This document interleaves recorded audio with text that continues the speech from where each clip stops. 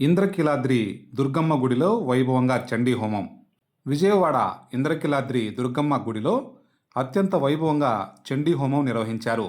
అమావాస్య ఆదివారం సందర్భంగా భక్తులు పెద్ద సంఖ్యలో చండీ హోమంలో పాల్గొన్నారు.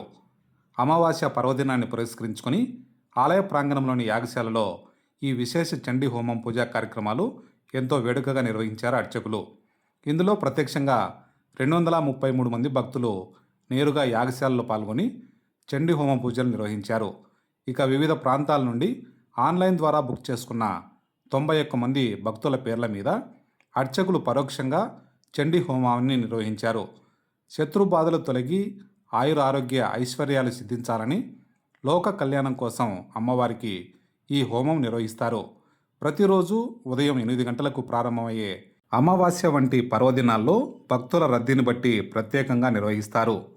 భక్తులు శ్రీ దుర్గా మల్లేశ్వర స్వామి వార్ల దేవస్థానం అధికారిక వెబ్సైట్ ద్వారా పరోక్ష సేవల కోసం టికెట్లు బుక్ చేసుకోవచ్చని అధికారులు వెల్లడించారు.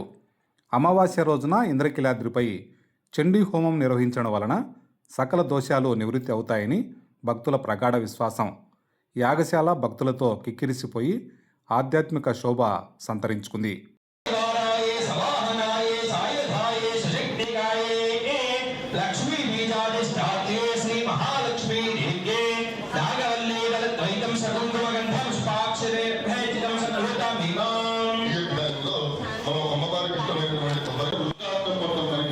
అమ్మవారి యొక్క సప్తశతి మధ్యమ చరిత్రం 3వ అధ్యాయంలో వివరించబడింది. ఈ అధ్యాయంలో మనకి అమ్మవారు 28 రకాల రూపాలని 28 రకాల శక్తుల్ని ధరించినటువంటి శ్రీ మహాలక్ష్మీదేవిగా మనకి దర్శనమిస్తూ మనల్ని అనుగ్రహిస్తూ ఉంటుంది. కాబట్టి మీరు చెప్పుకోగలిగే మనసులో అష్టావింశతి వర్ణాన్ని శ్రీ మహాలక్ష్మీదేవి ఇదం నమః అని కానీ, లేదంటే శ్రీ మహాలక్ష్మీదేవి ఇదం నమః అని కానీ అనుకుంటూ చూస్తూ ఉండండి.